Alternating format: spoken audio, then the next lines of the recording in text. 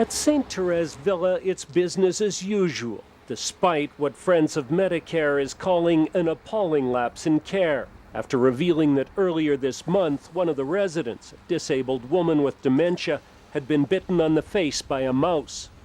A staff member walked into this resident's room and found mice nibbling on her face.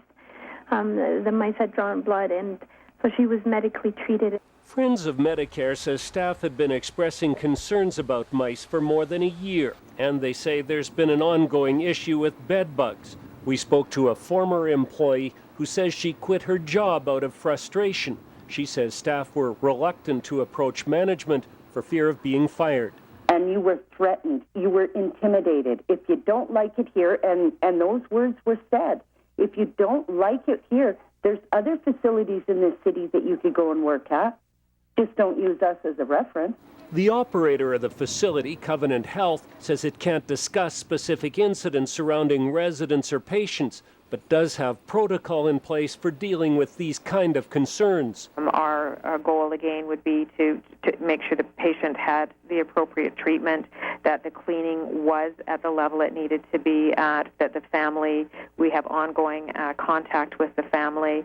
We would look at prevention. Covenant Health also maintains it has high housekeeping standards and does regular audits to ensure housekeeping staff are meeting those standards. My mother's getting very, very, very good care. Maureen Pizzat says staff at St. Therese are kind and provide loving care to her 99-year-old mother. Even so, she finds the reports about mice disturbing. You know, with the viral connection and this type of thing, that is a little worrisome. It doesn't surprise me. I've seen some doors left open all day long, so I can believe that mice had come in all right. George Burns has been living here for 2.5 years. And while he doesn't consider his own health to be at risk, he is concerned about staffing levels at times. And that's where we really need to be asking the question.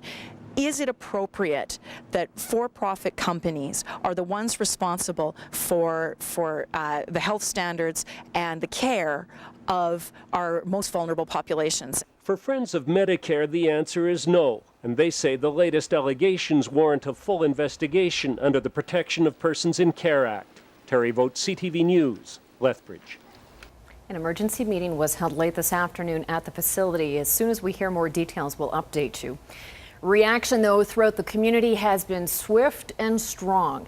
Here are some of the responses we've received since posting the story on our CTV Lethbridge Facebook page this morning.